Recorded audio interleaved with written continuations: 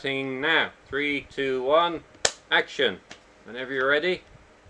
Yeah, hello, James. Welcome back to this wonderful Friday night. Hello Two again. days, 2 days before England lift the European Championship, of course. Um, I 2 weeks. believe you have. We will. I believe you have some kind of addenda, if that's the Addendum, correct. yes.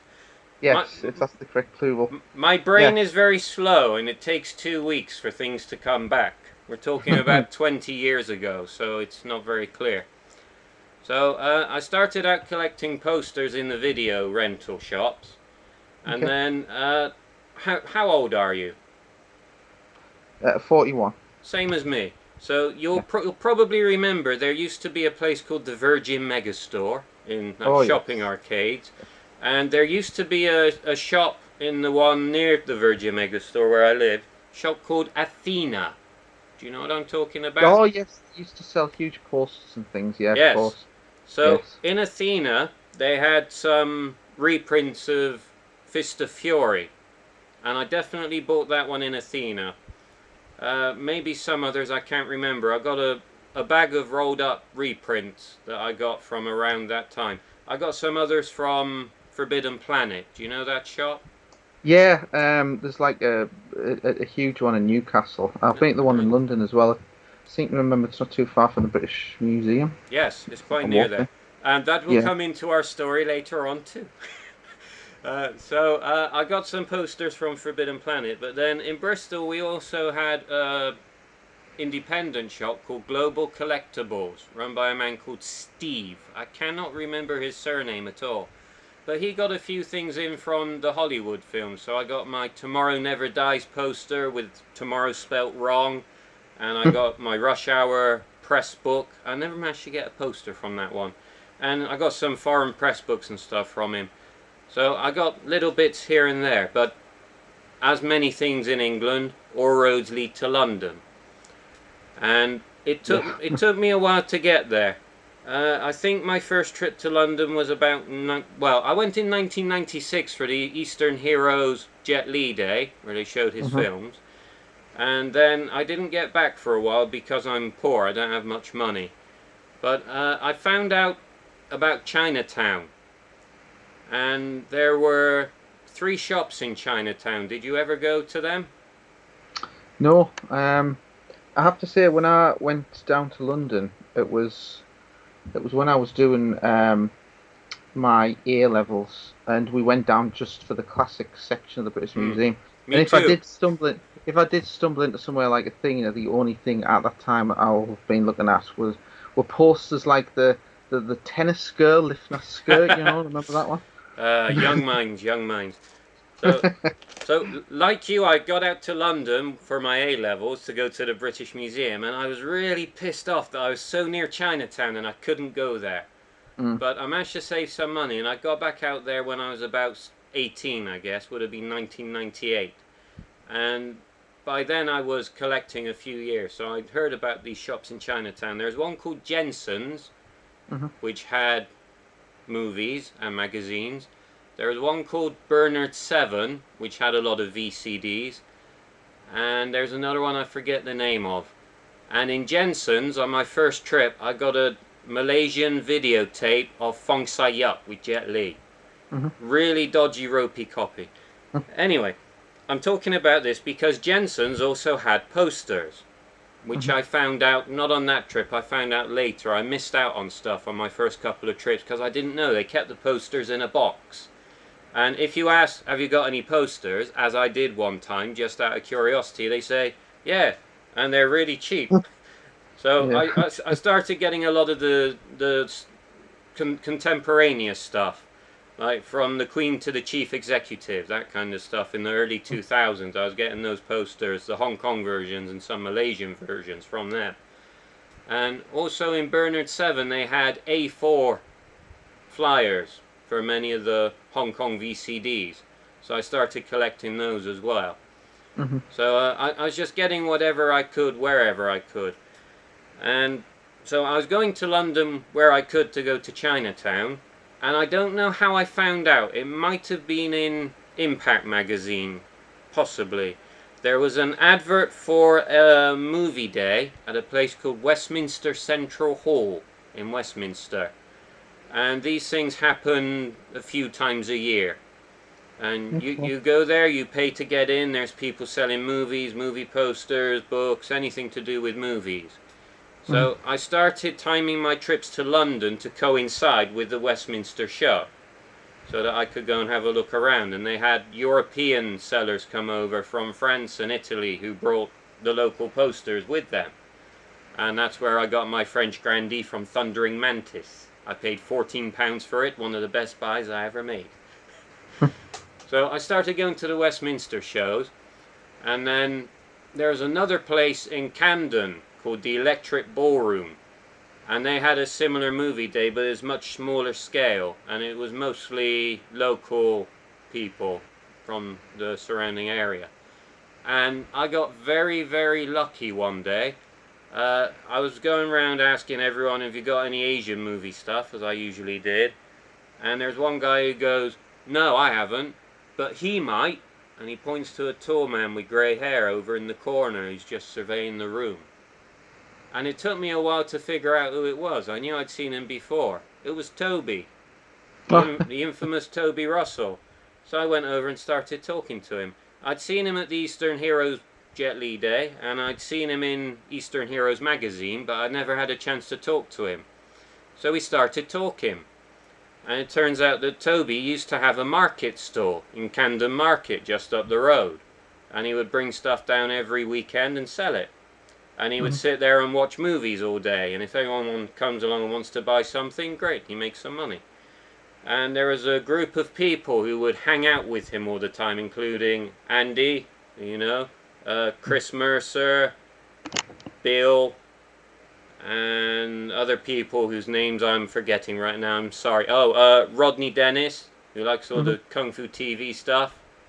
He's got some mad stuff. So anyway, I started timing my trips to London to coincide with one of the shows, either Electric Ballroom or Westminster, and they were always on weekends, so I go and see Toby. And as well as just being there for the day of the show, I'd stay a day or two before and after, so I had more time to go around London and look for stuff. And also, there's a guy who worked in the Eastern Hero shop called John. Do you know John? Yes, well, not personally, but I've come across him when I've been. I suddenly can't researching. remember his surname. I'm sorry, John. You're a nice guy. I really like you, but I can't remember your surname right now. It's escaping me. I'll be able to find it out. But he actually was living very close to my sister, who I stayed with when I was in London for more than one day. He was just round the corner. It was like 1 kilometre away. So I started going to hang out with him, and he lived with a couple of black guys who liked Kung Fu as well, and they had a load of stuff around the house. Was it John Brennan? Yes, thank you. Mr. Yes. Brennan, I'm sorry I forgot your name. So John would swap stuff with me or sometimes sell stuff to me. So I just go to London, go to the film show, see Toby, talk to John, see if he's got anything that he wants to sell or trade, and just got more and more things. My first introduction to Thai movie posters was actually through Toby. He had a friend called Bill. And Bill Bennett? Yes, and what Bill would do, he would go to Thailand on holiday and bring back a load of posters with him and sell them to anyone who's interested. And he was just walking around Camden carrying them one day. I think he brought them down to show Toby. I'm not really sure. I can't remember, it's a long time ago. But I had a look through, and I bought 4 from him that day, because that's all the money I had left. I got Yes Madam, Holy Virgin vs. Evil Dead, Zoo, Warriors from the Magic Mountain, and one that I've got listed as unknown, and I got no idea what it was. I can't remember. I might know what it is now, I no clue. But I was really struck by how beautiful the art on them was. And something that throughout all of this time really irked me. I never had much money, and there was always something else that I wanted that I couldn't get. So ever since then, any time that I've had money, I've tried to purposely keep some to one side so that when something good comes along, it's Yeah. there. It's your little nest egg Yes. for those And special finds that just crop up yes. occasionally. And Yeah. it's like something that people don't seem to do a lot of the time. If you find someone who has something good, always say, what else have you got? Have you got Mm. anything else? A lot of people don't do that, and sometimes people say, yeah, I got a load more in my house. What are you looking for? So when that happens, they've got like 40, 50 posters you want. It's good to have the money so you can get them all at the same time. And you Mm. don't lose out. So I've always tried to do that. So most of my stuff has been like, there's 1 or 2 posters this guy has which are good, but this guy has got 5 that are good and 10 which are okay. I buy those 15 instead. And I always try and get more for my money, especially with the cost of post from abroad. There was a Yeah. So like bulk buy. there was a time when I was buying very large amounts, and so I got those few posters from Bill, but his prices were more than I really wanted to pay, and I thought, well, he's getting them for less, obviously, and if I can find someone in that part of the world, maybe I can get them for less too. So I got on the internet, and it was the early days of social networking. We're talking about 2001, 2002 here. And I'd only had internet since 1998. All of you millennials, you don't know how easy you've had it. Yeah. So, Yeah. The old 56K modem. yeah, the old dial-up, and you can't use a telephone at the same time. No, definitely Yeah, not. the fun times. Called World War III some houses. And during those times, there was also a website. I don't know who ran the website, but it was called The House That Mac Built. And this guy loved Hong Kong films, and he had loads of pictures of rare posters. That's where I saw the one and only time I ever saw the photo of the Once Upon a Time in China poster where they're at the beach. Right. Which it took me until last year to get. It took me almost 20 years to find that bloody Wow. poster. It's so hard to find. Anyway, House at Macbeth was good. And there was a company in Hong Kong that sold posters, but they were quite expensive. I'm struggling on the name. I think they might have been called Twinkle, possibly. Yeah, Kind of rings a bell. I think they were called Twinkle.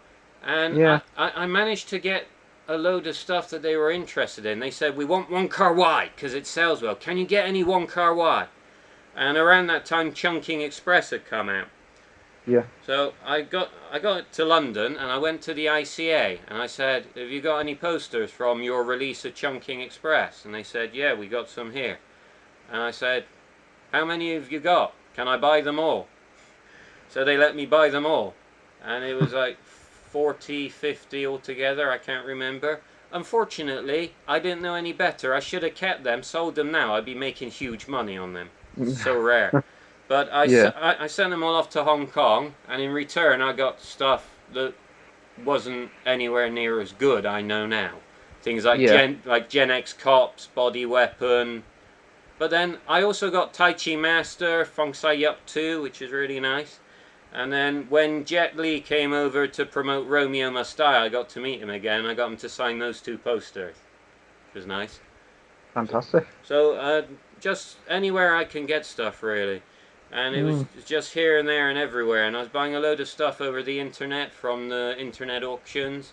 I got stuff from Germany, France, Italy, Spain, Yugoslavia. But I was more buying the films at the time because there's a lot of second-hand videos around. And at that time we had Eastern Heroes and we had Made in Hong Kong. And then Hong Kong Legends came along. So most of my money was going on buying the films. Mm-hmm. And I would just get posters with whatever I had left over. Then, anyway, back to Thailand. I managed to find 2 people in Thailand who were selling stuff. And at that time it was a lot cheaper than it is now. And as well as the Thai versions, they also often had Hong Kong versions, especially of the Shaw Brothers stuff. So I built the backbone of my Shaw Brothers collection through these 2 Thai sellers, Chantira and Saksiri. Chantira, I don't know what she's doing these days. I got no clue.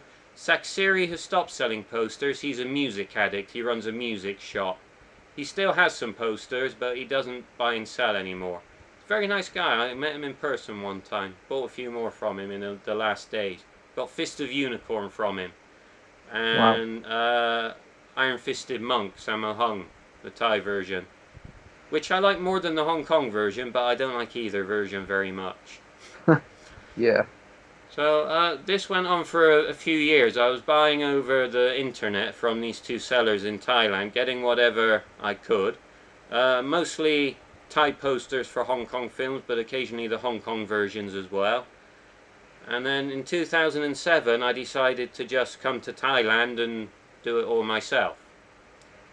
So ever since 2007 I've been here doing what I can and just getting anything that turns up. And it's been very quiet lately. I do have 2 new editions, which I know you can't see right now, but you'll see in the video when I post it. Unfortunately, they had some other stuff that I was too slow for, which I'm very annoyed about. But I got Mad Mad Kung Fu with Lee Hoi San and Yoon Soo Chien. Do you know that film? Came out as Drunken Master Slippery Snake on DVD in the UK.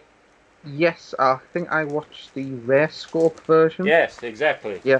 Where Lee Hoi San in the red suit gets the cooking dough thrown in his face. Yeah. That's quite mad. Yeah, it was a kind of film that I quite enjoyed that one. I liked it. It's very good. And then I got Project A Part 2. There were 2 posters for this in Thailand. One has Jackie in the white uniform holding his helmet and saluting. Unfortunately, it's photos. The other one was artwork, but it's just a very large letter A in gold on a red background. It's a bit weird. So those are the only 2 I've got lately. Things do still turn up. And whenever they do, I try and get them. There's a couple more posters I got my eye on right now, but I'm not going to tell anyone in case I don't get them. Depends on the price. I'm thinking about it. Yeah. Unfortunately, those 2 posters are photos. They're not artwork. I like the artwork more because it's so good. Totally agree. Yeah. There are a number of Thai artists who worked on the posters. There's 2 in particular who I like. There's Tong Di, whose art is very good. And I've got one signed by him. Which film? Oh, Can't remember. the name escapes me. Is it something like Lonely Famous Sword 4 or something like that? I know the one with Chi Kwan Chun in it. Yeah. That film is very rare. Yes, and the Hong Kong poster is it's very similar, but as far as I can remember, some of it's in like monochrome. There's kind of black and white sections to it. I can't picture that one. I might not have seen it. I'll send you a picture later. I think I've got it. I think I've got pictures of it somewhere. But I do have the Thai poster, and I think I have the Thai lobby set too. I'm not sure. I'm not sure. I have to check on that. I'm not 100%. Anyway. Good artist, Tong Di. There's him, and there's another guy. I think his name is Neom Thai, something like that. And he did a lot of the kung fu stuff, like Blazing Temple. I think was one of his. Okay. 18 Bronze Men, that kind of stuff. They're really good posters. He's a very good artist, yeah. Very busy. So there are other artists. I don't know any of their names, and there are certain people who say, "I like this artist. I like this artist." I don't really know which artist did what, but I just like what I like. Oh yeah, there's another artist called Chamnai Porn, I think. And they do often sign the posters, but I don't really take any notice of it. They're all good. All of the art ones are good. Yeah. Well, with a few exceptions. There are a few where you're like, really? But most of the time, the art ones are good. And I've got a number of Thai posters for American and European films as well, just because I like the art. Mm-hmm. I couldn't tell you which right now. I can't remember the names. Thunder 2, Thunder 3. I've never seen Thunder 1. I don't know why. I know what you mean. I mean, there's some Japanese posters of Western films I think are stunning. One that springs to mind is Taxi Driver. A really, really good poster, the Japanese version of that. Ah, Really good. striking. It's quite simple, the colouring, but really effective. Most of the And time, I don't like the Japanese posters so much because they're photo montage. But mm, occasionally, they do some really good art. I really like the Peacock King poster. I'm not familiar with that one. I'll have to have a Oh, look. I'll send you a picture. You got to see it. It's beautiful Okay. art. It's really good. So anyway, I think that pretty much brings us up to date. I can't think of much else to say about Oh, my journey. fantastic. Excellent. Again, um, that's just like added some lovely texture to the story, and yeah, it's fascinating hearing various people's experiences of collecting over the years. I Hmm. was a late collector, um, but When I don't have anything as glamorous as going to meet Jet Li and getting things signed and things like that. when did But you start collecting? I think it must have been in as late as about 2008 and 2009, and it wasn't a poster I got first. I saw on eBay a set of lobby cards for, is it Forbidden Killing, a cafe film, and it was being sold by Jamal, who the German seller who had the I kung know. fu blog. Yeah, they were being sold by him, and I was really taken with them. And when I got them through the post, I just loved the kind of authentic old feel to them. Hmm.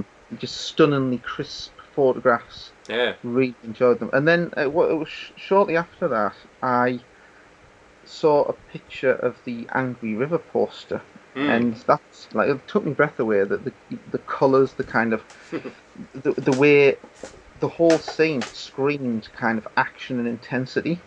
I just thought it was a stunning poster, and I managed to track that down, and I managed to make some really, really good friends as sellers, yourself included. And you know, there's just so many out there. I still need. It's Me like your too. Me previous, too. yeah, it's like your previous video. There's lots I still really want, but the limiting factors are always money and availability. It's Yes. just those, you need luck in both areas to get the really good stuff that you want. But Well, I try and explain to people, like I said last time, I've been semi-retired since I left school. And this yeah, does take a lot of time looking for things. And yeah, I try and explain to people, like, some of this stuff, if you have £1,000, if you have £5,000, you can't just go on the internet and buy it. You need to go out and find someone who has it. And that yeah, is very, exactly. very hard and can often take a very long time. Which is why I tend not to pursue specific things, because it can drive you crazy trying to find that one thing that you're after.